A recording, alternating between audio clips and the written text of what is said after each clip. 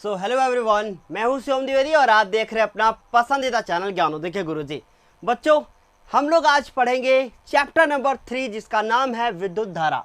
तो बच्चों, ये चैप्टर बहुत ज़्यादा इंपॉर्टेंट है क्योंकि यहाँ से जो क्वेश्चन आते हैं एग्जाम में वो ज़्यादा आते हैं बच्चों, क्योंकि यहाँ पर किरचॉफ का नियम, बहुत सारे ऐसे और नियम हैं जो कि एग्जाम में बहुत ज़्यादा पूछे जाते हैं।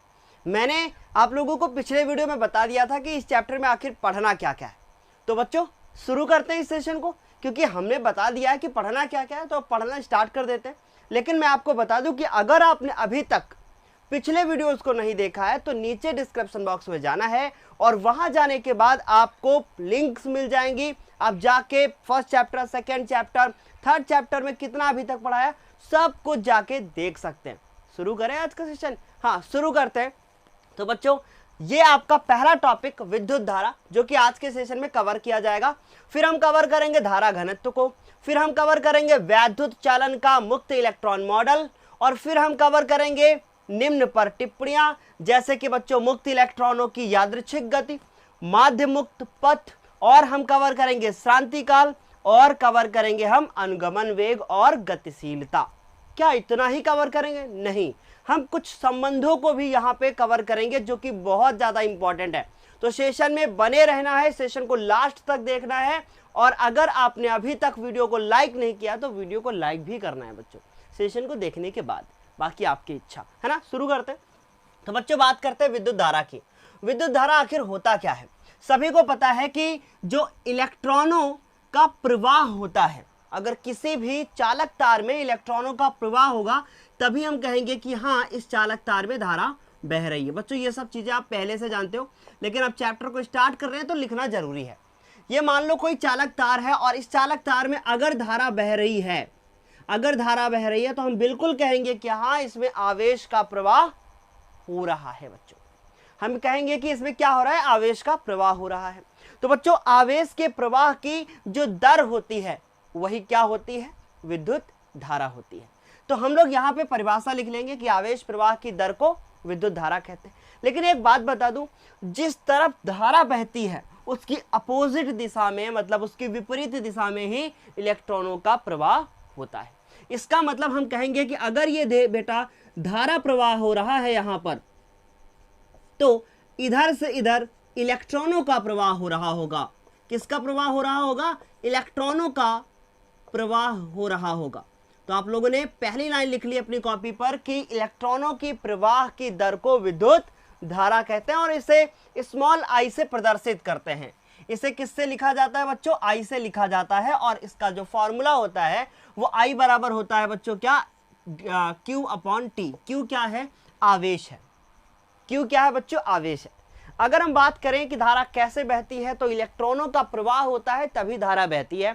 तो I बराबर Q अपॉन टी को हम लिख सकते हैं I बराबर E अपॉन टी, जहां इसमें E क्या होगा? E होगा इलेक्ट्रॉन पर आवेश, जो कि होता कितना है? 1.6 गुणे 10 की घात माइनस 19 कूलम। आपको लग रहा होगा अरे ये बहुत आसान है, लेकिन हम लोग बेसिक से स्टार्ट कर रहे हैं बच्चों चैप्टर को, तो ये लिखना भी जरूरी होता है।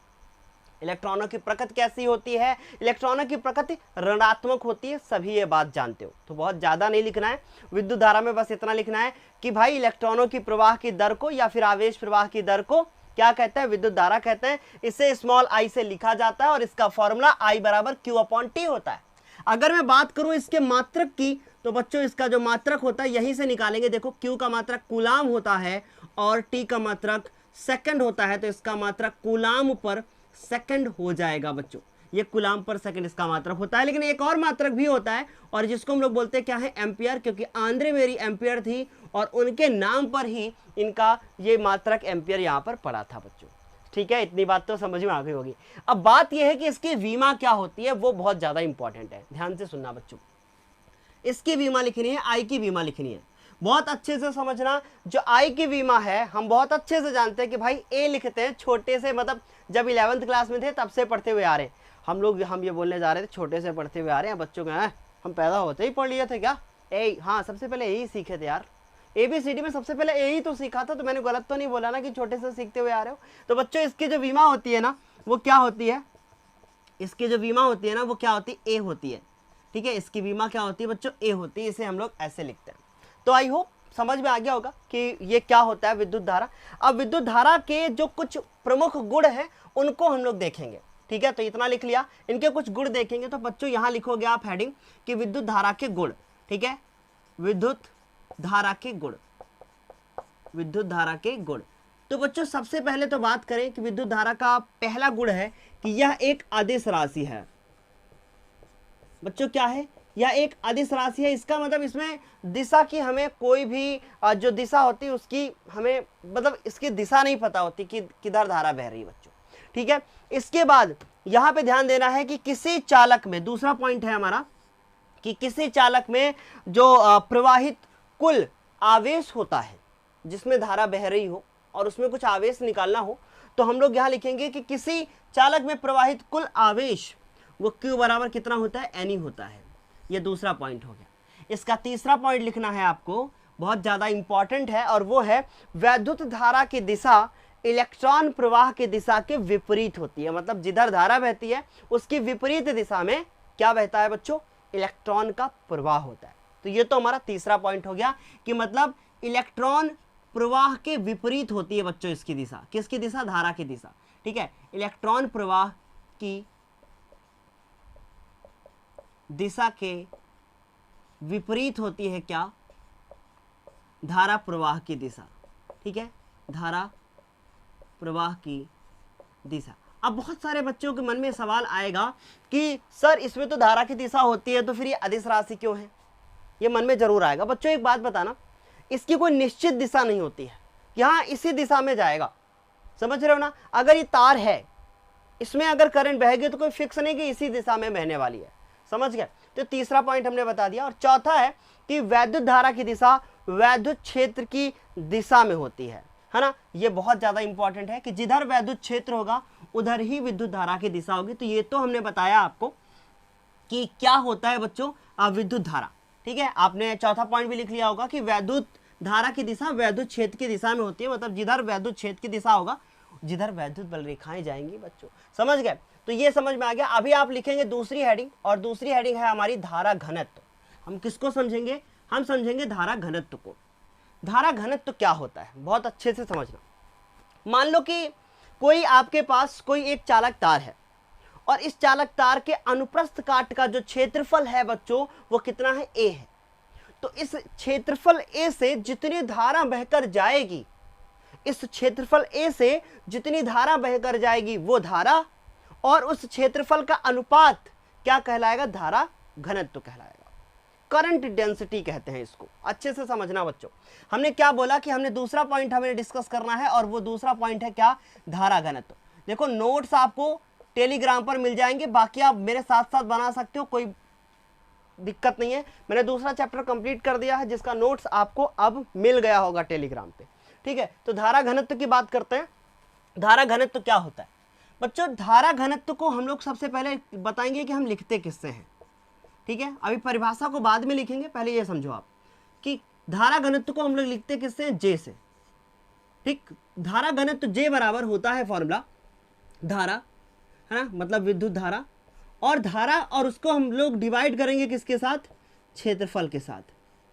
हम लोग किसके साथ डिवाइड करेंगे, क्षेत्रफल के साथ।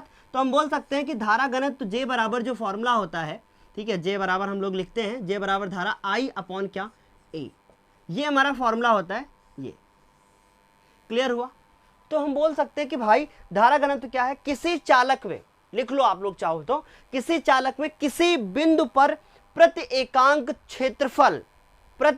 क्षेत्रफल के लंबवत गुजरने वाली विद्युत धारा को धारा घनत्व कहते हैं। मतलब अगर ये क्षेत्रफल प्रति एकांक हो जाए, एक अंक हो जाए, ठीक, तो ये जो धारा का मान है ये क्या कहलाएगा, धारा घनत्व कहलाएगा। मतलब अगर क्षेत्रफल 1 मीटर स्क्वायर है, जिससे उससे जितनी धारा बहकर जाएगी उसको हम लोग बोलेंगे क्या, धारा घनत्व। बहुत सिंपल है कि हमने क्या बोला कि किसी वैद्युत चालक में किसी बिंदु पर प्रति एकांक क्षेत्रफल से गुजरने वाली विद्युत धारा क्या कहलाती है, धारा घनत्व कहलाती है। इसमें हमने बोला कि ये हमारा धारा हो गया और ये धारा घनत्व हो गया, और ये क्या हो गया, धारा आप लिख सकते हो धारा की मात्रा, अगर आपको बहुत अच्छे से लिखना है तो धारा की मात्रा, और डिवाइडेड बाई क्या लिखोगे, क्षेत्रफल। तो उम्मीद है इतना तो समझ में आ गया होगा कि J बराबर I अपॉन A। अब बात यह है कि इसका मात्रक क्या होता है बच्चों, ये देखो सारी चीजें नोट डाउन करना है। अब मात्रक तो आप देखकर ही समझ चुके होंगे कि I का मात्रक क्या होता है, एम्पियर, तो इसका मात्रक हो गया एम्पियर, और उसके बाद पर मीटर स्क्वायर। सो एम्पियर पर मीटर स्क्वायर यह है इसका मात्रक कि ampere per metre square. Clear हुआ, इतना समझ में आ गया कि नहीं। अब दूसरी बात, एक और मात्रक भी होता होगा भाई, एक ही से तो काम चलने वाला नहीं है भाई। एम्पियर हो गया, इसका क्षेत्रफल का मीटर स्क्वायर होता है, इतना हो गया। एक और मात्रक भी होता है, देखो एम्पियर, एम्पियर को हम लिखते हैं कि कूलाम पर सेकंड लिखते हैं ना, तो हम इसको लिख सकते हैं कूलाम पर सेकंड, और उस सेकंड का गुणा हो जाएगा किसके साथ, मीटर स्क्वायर के साथ। इसका मतलब कूलाम प्रति सेकंड मीटर स्क्वायर ये मात्रक भी होता होगा। पहला मात्रक तुमने बता दिया कि भाई एम्पियर पर मीटर स्क्वायर, और दूसरा हमने बताया कि कूलाम पर सेकंड मीटर स्क्वायर, ये हमारा क्या हो जाएगा, मात्रक हो जाएगा। समझ गया बच्चों, ये इसकी यूनिट हो गई। मुझे नहीं लगता कि किसी भी बालक को समस्या होगी। अब बच्चों एक बहुत इंपॉर्टेंट चीज है, वो इंपॉर्टेंट है कि हाँ देखो यह एक सदिश राशि है, यह एक कैसी राशि है बच्चों, सदिश राशि है, यह भी लिख लेना। इसकी दिशा जो होती है वो धारा की दिशा के ओर होती है, चाहो तो आप लिख सकते हो। अब बात करते हैं हम इसकी विमा की। विमा क्या होता है, आई की विमा सबको पता है कि ए होता है, और मीटर स्क्वायर मतलब लंबाई गुणे लंबाई, ठीक। तो इससे निकलकर जो हमारी विमा आएगी वो क्या आएगी बच्चों, हम यहां है, आप नीचे लिखना उसके, ठीक है। विमा जो निकल कर आएगी वो क्या आएगी, ए आएगी, और एल को ऊपर लेकर जाएंगे, मतलब ए एल स्क्वायर, इसकी क्या आ जाएगी, विमा आ जाएगी। तो मुझे नहीं लगता कि किसी भी बालक को कुछ भी समस्या हुई होगी। आगे कंटिन्यू करें, ठीक है। स्क्रीनशॉट ले लेना, मैंने सब कुछ बोल बोल के बताया बच्चों। देखो मैं लिखने के लिए ट्राई नहीं कर रहा हूँ, ठीक है, और बस कुछ दिनों के बाद ये लिखने लिखवाने का झंझट जो है ना वो फिनिश हो जाएगा, फिर हम अच्छे से स्टडी करेंगे बच्चों, ठीक है। उम्मीद है इतना समझ में आया होगा। अब हम बात करेंगे किसकी, वैद्युत चालन का मुक्त इलेक्ट्रॉन मॉडल, ठीक। तो यहां पर आते हैं और हम लिखते हैं वैद्युत चालन का मुक्त इलेक्ट्रॉन मॉडल, वैद्युत चालन का मुक्त इलेक्ट्रॉन मॉडल। इसे हम समझने के लिए कोशिश करेंगे, ठीक है। बहुत इजी है, हम एक डायग्राम में आपको इसको पूरा समझा देंगे। वैद्युत चालन का मुक्त इलेक्ट्रॉन मॉडल, अब ध्यान से समझना। इसे हम लोग एक और हेडिंग के नाम से भी जानते हैं, या करके लिख लेना, धात्विक चालक में आवेशों का प्रवाह, लिख लेना बच्चों। अब एक बात बताओ, अगर धारा का प्रवाह होगा तो किसमें होगा, क्या प्लास्टिक में धारा का प्रवाह हो सकता है, नहीं। कैसे हो सकता है, इसका मतलब है कि धारा का जो प्रवाह होता है वो केवल और केवल किसमें होता है, सुचालकों में होता है, या तो थोड़ा बहुत अर्धचालकों में होता है। भाई या तो सुचालक में बहेगा धारा, या तो अर्धचालक में बहेगा। सुचालक को अंग्रेजी में क्या कहते हैं, कंडक्टर। अर्धचालक को क्या कहते हैं, सेमीकंडक्टर। तो इसका यह मतलब है कि जो वैद्युत चालन का मुक्त इलेक्ट्रॉन मॉडल है वो केवल सुचालक या तो अर्धचालक का एग्जाम्पल लेकर हम लोग समझ सकते हैं। तो पहली लाइन क्या लिखोगे कि वैद्युत चालन का मुक्त इलेक्ट्रॉन मॉडल सुचालकों को लेकर समझा जा सकता है। अब अच्छे से समझना, आगे कुछ करने की जरूरत नहीं है, अच्छे से समझो बेटा। हमारी पहली लाइन है कि हम जानते हैं कि प्रत्येक जो पदार्थ होता है वो परमाणुओं से मिलकर बनना होता है। ये हमारी दूसरी लाइन है। जो प्रत्येक पदार्थ होता है वो किससे मिलकर बना होता है, परमाणुओं से मिलकर बना होता है। उस परमाणु में बच्चों एक नाभिक होता है, उस नाभिक के अंदर प्रोटॉन और न्यूट्रॉन होता है। सब लिखना है, अभी मैं बोल दूंगा, परेशान मत हो। उसके अंदर बच्चों प्रोटॉन होता है और न्यूट्रॉन होता है। सबको ये बात पता है कि प्रोटॉन धनावेशित होता है और न्यूट्रॉन उदासीन होता है। जो प्रोटॉन होता है वो धनावेशित होता है, इसका मतलब इसके ऊपर धन आवेश होता है।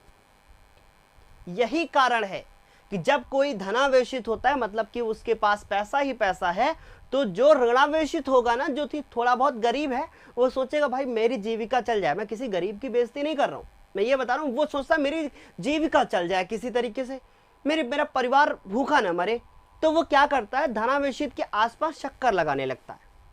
ठीक, मेरी बातों को कभी ऐसा सीरियस मत लेना कि सर यहाँ पे गरीब की बेइज्जती करें, आई एम ऑल्सो गरीब। ठीक, तो बच्चों ये समझ में आई बात, ये प्रोटॉन हो गया और ये न्यूट्रॉन हो गया। अब इसमें जो है, इसके बाहर कुछ कक्षाएं होती हैं बच्चों, और ये कक्षाएं जो होती हैं, इस कक्षाओं में इलेक्ट्रॉन जो है वो चक्कर लगाता रहता है। सबको ये बात पता है कि इलेक्ट्रॉन यहाँ चक्कर लगाता है। जो पहली कक्षा होती है उससे ये नाभिक में जो इलेक्ट्रॉन होते हैं ना, ये बहुत मतलब एक प्रबल आकर्षण बल से बंधे होते हैं। इनके बीच में प्रबल आकर्षण बल है। लेकिन जैसे जैसे कक्षाओं की संख्या बढ़ती जाएगी बच्चों, ये जो इलेक्ट्रॉन है, जो इलेक्ट्रॉन ये चक्कर लगा रहे हैं, ये इलेक्ट्रॉनों का आकर्षण बल थोड़ा कम होता जाएगा। इनका आकर्षण बल थोड़ा कम होता जाएगा। बच्चों जब इनका आकर्षण बल कम होता जाएगा, इसका यह मतलब है कि अगर एक बात सोचो, अगर आपके साथ कोई अच्छे से बंधा हुआ है, आपके दिल के तार उसके दिल के तार से मिलते हैं, तो क्या कोई भी एक एक्सटर्नल कोई ऐसा चीज आया बीच में, एक्सटर्नल एजेंट आया और उसने सोचा अरे दूर कर दूं मैं इनको, कर पाएगा क्या बताओ? ना बाबा ना, कैसे कर पाएगा? वैसा ही होता है कि इस प्रोटॉन न्यूट्रॉन जो पहली कक्षा है, इसके साथ इसका आकर्षण बल, क्योंकि भैया नजदीकियां है ना, तो पहले जमाने में होता था ऐसा कि जितनी ज्यादा पास उतनी ज्यादा क्या है बच्चों, आकर्षण बल ज्यादा है। अब तो दूर के धोली सुहावने होते हैं दूर के। तो अभी ना वो कहानी अलग है। चलो अब ये दूसरी कक्षा है, धीरे धीरे आकर्षण बल इनका कम होता जाएगा। तो हम लोग देखेंगे कि अगर मैं इस पूरे किसी पदार्थ में जिसमें ये नाभिक है, ये परमाणु पूरा है, मैं इसको रगड़ना शुरू कर दूं उस पदार्थ को, तो ये जो आकर्षण बल से इलेक्ट्रॉन बंधे हुए हैं ये दूर चले जाएंगे। हाँ, ये दूर चले जाएंगे, और जब ये दूर हटने लगेंगे तो इलेक्ट्रॉनों का प्रवाह होने लगेगा कि नहीं? बस यही इलेक्ट्रॉन जो दूर चले जाते हैं ना, इन्हीं को मुक्त इलेक्ट्रॉन कहते हैं। यहां से पहली डिफिनेशन आएगी भी, देखना। इन्हीं को क्या कहते हैं? मुक्त इलेक्ट्रॉन कहते हैं। समझ में आया कुछ? अगर जिसने प्यार से दिल के साथ सुना होगा उसी को समझ में आएगा। तो हमने क्या बोला था? हमने बोला था कि विद्युत चालन का मुक्त इलेक्ट्रॉन मॉडल सुचालकों पर अध्ययन करके समझा जा सकता है। उसके आगे लिखना, हम जानते हैं कि कोई पदार्थ परमाणुओं से मिलकर बना होता है, जिसमें नाभिक के अंदर प्रोटॉन और नाभिक की बाहर कक्षाओं में इलेक्ट्रॉन चक्कर लगाया करते हैं। समझ में आई बात? नाभिक के अंदर प्रोटॉन और नाभिक के बाहर कक्षाओं में इलेक्ट्रॉन चक्कर लगाया करते हैं। इसके आगे लिखना है, जो इलेक्ट्रॉन परमाणु के भीतरी कक्षा से जुड़ा होता है, मतलब अंदर वाली कक्षा से, जो इलेक्ट्रॉन परमाणु की भीतरी कक्षा से जुड़ा होता है, वह प्रबल आकर्षण बल से बंधे होते हैं। ठीक, इतना लिखा। जबकि जो इलेक्ट्रॉन बाहरी कक्षा में चक्कर लगाते हैं, उनका आकर्षण बल कुछ कम होता है। बच्चों बिल्कुल कम होगा उनका आकर्षण बल कुछ कम होता है। ठीक है, उन पर आकर्षण बल कम होता है। अतः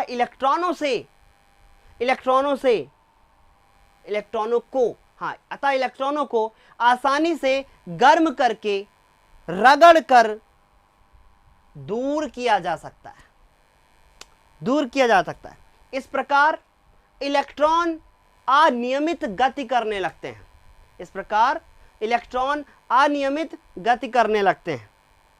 इन्हीं इलेक्ट्रॉनों को मुक्त इलेक्ट्रॉन कहते हैं। जबकि इन इलेक्ट्रॉनों की यह गति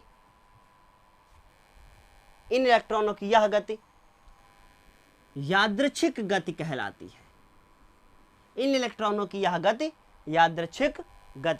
है। समझ गए बच्चों? लिख लिया आप लोगों ने? इतना समझ में आ गया? कुछ है ही नहीं कुछ। अब आप लिखोगे निम्न पर टिप्पणी, और उसमें पहली हेडिंग डालोगे मुक्त इलेक्ट्रॉनों की यादृच्छिक गति, और आप सोच रहे होगे कि हाँ मैंने तो लिख लिया है, ठीक है, बट जिनको दोबारा लिख रहा है वो दोबारा भी लिख सकते हैं बच्चों। दोबारा लिखेंगे, धातुओं में मुक्त इलेक्ट्रॉन, पहली हेडिंग है आपकी मुक्त इलेक्ट्रॉनों की यादृच्छिक गति, तो आप लिखेंगे कि धातुओं में मुक्त इलेक्ट्रॉन स्वतंत्र रूप से परमाणुओं के बीच अनियमित गति करते हैं। क्यों करते हैं, रीजन मैंने बता दिया भाई, रगड़ कर गर्म करेंगे आकर्षण बल छूटेगा। अनियमित गति करते हैं जब इलेक्ट्रॉन गति करते हैं, क्योंकि ये एक्स्ट्रा लाइन है, जब इलेक्ट्रॉन गति करते हैं तो आपस में टकराते हैं। जब इलेक्ट्रॉन गति करते हैं तो आपस में टकराते हैं, जिनसे इनकी दिशा बार बार बदलती रहती है। इसका मतलब है ये कुछ इस प्रकार से गति करते रहते हैं बच्चों, ये कुछ इस प्रकार से गति करते रहते होंगे, समझ रहे हो ना आप लोग, ये कुछ इस प्रकार से गति करते हैं, और यह गति जो होती है वो यादृच्छिक गति कहलाती है। इसका मतलब रैंडम मोशन कहलाता है। समझ गए आप लोग, क्लियर। तो अब समझते हैं कि भाई माध्य मुक्त पथ क्या होता है। ध्यान से समझना, मान लो कोई इलेक्ट्रॉन है, टकरा के यहां आया है, ठीक है, अब आगे गया, यहां पहुंचा, फिर से किसी से टकराया ना, फिर यहां पहुंचा, फिर गया, फिर यहां पहुंचा। तो बच्चों जो ये दूरी यहां से यहां तक चल रही है, ये जो यहां से यहां तक सफर जो तय करता है, इसको हम लोग बोलते हैं मुक्त पथ। तो हम लिख सकते हैं किन्हीं दो क्रमागत टक्करों के बीच इलेक्ट्रॉन द्वारा तय की गई दूरी को मुक्त पथ कहते हैं, माध्य मुक्त पथ नहीं। क्या कहते हैं, मुक्त पथ कहते हैं। अब मान लो बच्चों कि ये यहां से टकरा के यहां पहुंचा, फिर यहां से यहां पहुंचा, फिर यहां से यहां पहुंचा, तो इतनी दूरी, ये दूरी, ये दूरी, जितनी बार टकराया सबको जोड़ा, 3 से डिवाइड किया, आंसर आ गया। उसको हम क्या बोलेंगे, माध्य मुक्त पथ। मतलब जितने बार टकराएगा उतने से डिवाइड करना है, मतलब 1 बार, 2 बार, 3 बार, इनका क्या निकाला, माध्य मान निकालना है। नहीं समझ में आया क्या, ये दूरी तय किया, फिर ये तय किया, फिर ये तय किया, तीनों को जोड़ा, 3 से डिवाइड किया। मान लो अभी एक और होता, चारों को जोड़ा, 4 से डिवाइड किया। तो जितनी बार वो टकरा के अपने पथ को, वो मतलब अपना पथ जो है वो तय कर रहा है और वो दूरी निकालनी है, उसको मैंने डिवाइड कर दिया उतने ही नंबर से, तो इसको हम लोग क्या बोलेंगे, माध्य मुक्त पथ बोलेंगे। सेंटेंस को कंप्लीट करते हैं। मैंने बोला क्या कि किन्हीं दो क्रमागत टक्करों के बीच, किन्हीं दो क्रमागत टक्करों के बीच मुक्त इलेक्ट्रॉन द्वारा चली गई दूरी मुक्त पथ कहलाती है, परंतु प्रत्येक टक्कर से मुक्त इलेक्ट्रॉन अलग अलग दूरियां तय करता है। भाई हो सकता है थोड़ा कम दूरी तय करे, हो सकता है थोड़ा कम दूरी तय करे, प्रत्येक टक्कर से इलेक्ट्रॉन अलग अलग दूरियां तय करता है ना। प्रत्येक टक्कर से मुक्त इलेक्ट्रॉन अलग अलग दूरियां तय करता है। इन दूरियों को औसत ही माध्य मुक्त पथ कहलाता है। इनका औसत निकाल लेंगे जिसे हम लोग बोलेंगे माध्य मुक्त पथ। इसे लैम्डा से डिनोट किया जाता है। किससे लिखते हैं हम लोग इसको, लैम्डा से। इसे लैम्डा से डिनोट किया जाता है। एक ऑब्जर्वेशन किया गया और ये देखा गया कि जो लैम्डा का मान होता है ये 10 की घात -9 मीटर की कोटि का होता है। मतलब 10 की घात -9 मीटर, लगभग 1 नैनोमीटर, एक मतलब मैं बात करूं नैनोमीटर की, तो ये नैनोमीटर के बराबर है। अब आप सोच सकते हो ये बहुत ज़्यादा कम है। 1 मीटर के 10 1/1 2 3 4 5 6 9 जीरो लगा देना है। इतने सारे खंड करने हैं बच्चों, तो बहुत छोटी दूरी हो गई। इतनी दूरी तय करता है कौन, हमारा इलेक्ट्रॉन, जब वो टकराता है दूसरे इलेक्ट्रॉन से। समझ में आ गई बात। तो ये तो था माध्य मुक्त पथ और हमने आपको बता दिया इसके बारे में। अब हमारी तीसरी डेफिनेशन है जो कि है हमारी श्रांति काल। अब श्रांति काल क्या होता है, काल से क्या पता चल रहा है, समय। तो बच्चों किन्हीं दो क्रमागत टक्करों के बीच में जो समय लगता है उसको हम लोग क्या बोलते हैं, श्रांति काल बोलते हैं। भाई इलेक्ट्रॉन टकराता है ना, देखो एक एक लाइन में डेफिनेशन हम बता रहे हैं। किन्हीं दो क्रमागत टक्करों के बीच, किन्हीं दो क्रमागत टक्करों के बीच लगे औसत समय को क्या बोलते हैं, श्रांति काल कहते हैं। इसे टाउ से लिखा जाता है ना। इसे हम लोग किससे लिखते हैं बच्चों, टाउ से लिखा जाता है। ये एक सिंबल होता है ना, जिसको हम लोग क्या बोलते हैं, टाउ। इसे टाउ से लिखा जाता है। क्लियर। अब एक बात बताना, टकराया फिर कहीं पहुंचा, फिर टकराया फिर कहीं पहुंचा, तो बच्चों जब ऐसा करता रहता है तो इलेक्ट्रॉनों की गति की दिशा, बहुत अच्छे से समझना, इलेक्ट्रॉनों की गति की दिशा प्रत्येक टक्कर के बाद बदल जाती है। मतलब क्योंकि तभी तो दूरी कम तय करते हैं ना भाई, दूरी कम तय करते हैं ना, तभी तो भाई कोई टकराया, हो सकता है थोड़ी दूरी, हो सकता है ज़्यादा दूरी, हो सकता है कम दूरी। तो इलेक्ट्रॉनों की गति की दिशा प्रत्येक टक्कर के बाद बदल जाती है, अतः हम कह सकते हैं सभी इलेक्ट्रॉनों का औसत ऊष्मीय वेग।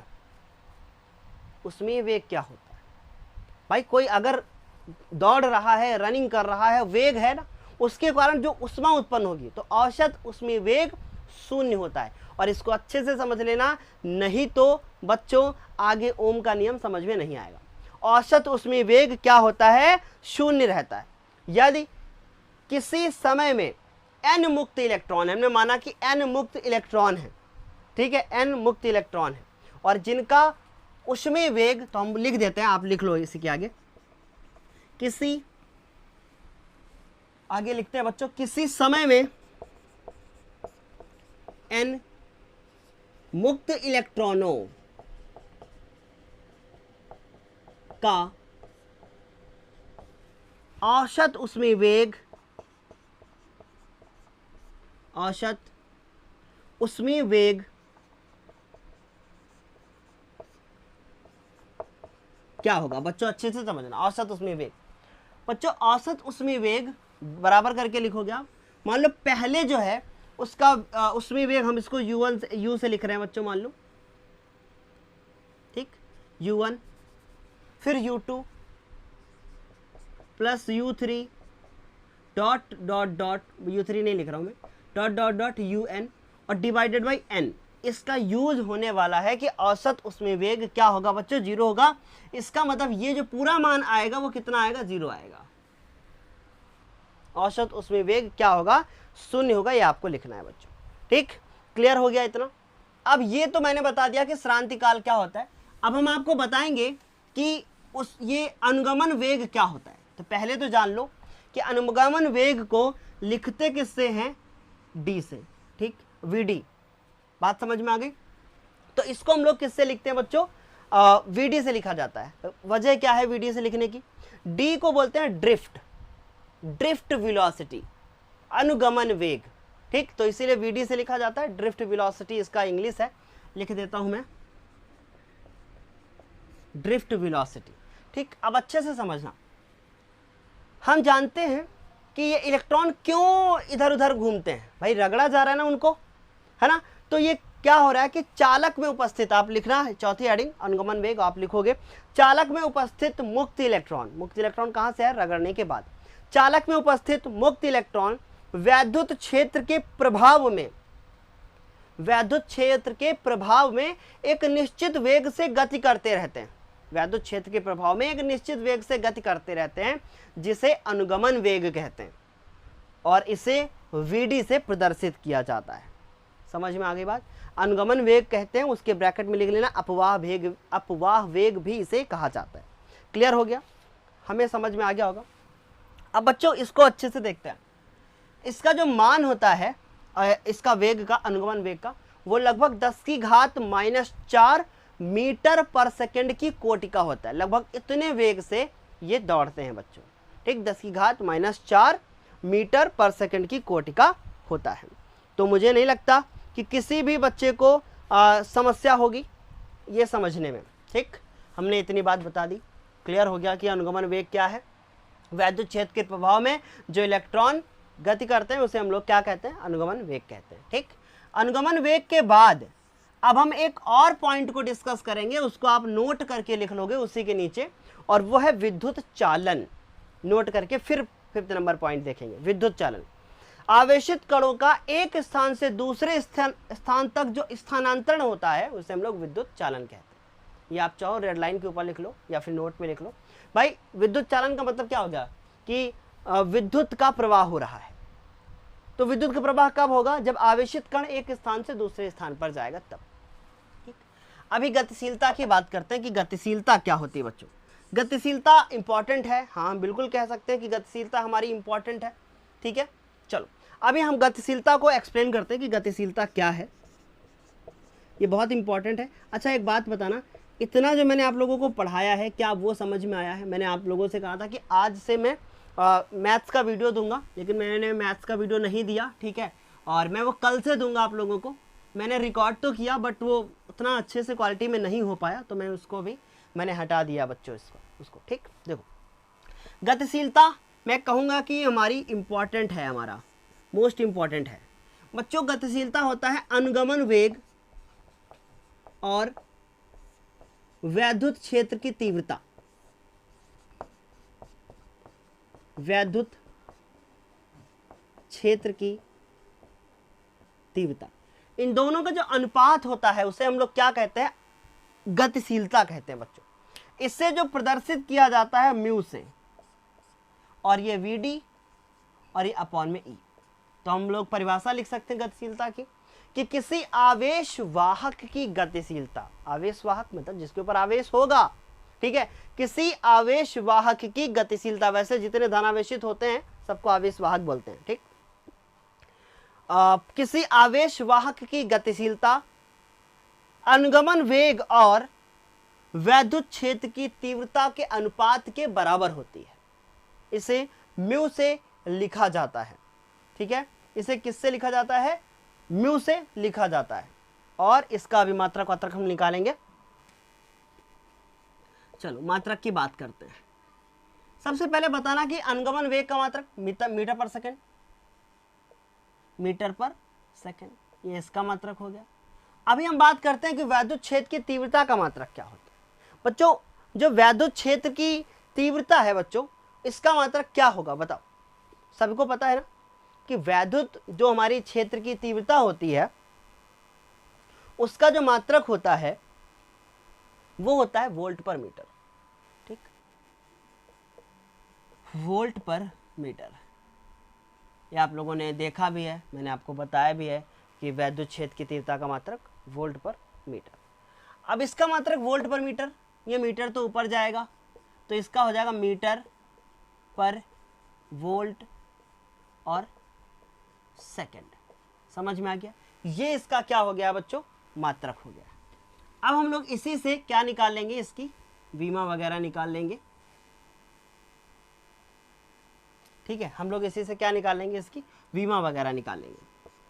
अब बच्चों देखना, मीटर के लिए क्या लिखोगे आप? मीटर के लिए आप एल लिखो, मीटर स्क्वायर करो, एल स्क्वायर लिखोगे आप, ठीक। सेकंड के लिए आपको पता ही है कि टी लिखना है। अब बात है विभवांतर की। विभवांतर के लिए क्या लिखोगे? है ना भाई, वोल्ट ही है ना, तो हम लोग क्या करेंगे? वी हो गया, इसका जो वी होता है वो क्या होता है? डब्ल्यू अपॉन क्यू, ये होता है, ठीक, वी बराबर डब्ल्यू अपॉन क्यू। अब हम डब्ल्यू का जानते हैं कि क्या होता है? एम एल टी और उसके बाद -2, ये तो बल का हो गया, बल गुणे विस्थापन, इसका मतलब एक और लगा दो एल, और क्यू का होता है ए टी, सबको बताया मैंने। अभी ये ऊपर जाएगा टी, 3 हो जाएगा, तो एम एल स्क्वायर टी की पावर -3 और उसके बाद ए की पावर -1, तो यहाँ आएगा आपका एम एल स्क्वायर, फिर टी की पावर 2 और एम एल स्क्वायर टी की पावर -3 और ए की पावर -1, ठीक। अब इसको सबको ऊपर लेके जाते हैं, एम ऊपर जाएगा -1, एल ऊपर जाएगा तो एल तो खत्म, एल तो खत्म, ये टी यहाँ पे 2 बचेंगे माइनस के, ऊपर जाएंगे तो 2 हो जाएंगे, एम टी 2 हो जाएगा और ए ऊपर जाएगा, ये हो जाएगा हमारा answer M T A. Clear हो गया? मुझे नहीं लगता कि किसी भी बच्चे को समस्या होगी इसको समझने में। समझ में आ गया कि नहीं? ये जो मैंने वोल्ट पर मीटर लिखा था वैद्युत क्षेत्र की तीव्रता का मात्रक, अगर ये भी नहीं समझ में आया तो बताइएगा, पिछले वीडियो में सब मैंने बताया भी है बच्चों। तो ये सारी डिफिनेशन मैंने यहाँ पे ख़त्म कर दी है। अब मुझे लगता है कि ये सफिशिएंट है आज की वीडियो के लिए। मैं जो संबंध की बात कर रहा था वो संबंध में अब अगले वीडियो में ही बताऊंगा आप लोगों को, और उसके बाद फिर ओम के नियम वगैरह के बारे में बताऊंगा। तो आप लोग इसको कंप्लीट कर लीजिएगा। हाँ, एक बात और है, मैं जानता हूँ कि आज मैंने बोलकर बताया है, लिखकर नहीं बताया, तो इसका जो फोटो है वो कैप्चर करके मैंने टेलीग्राम पे सेंड कर दिया है, आप जाके वहाँ से ले सकते हो। ठीक है, bye bye, take care, thank you so much.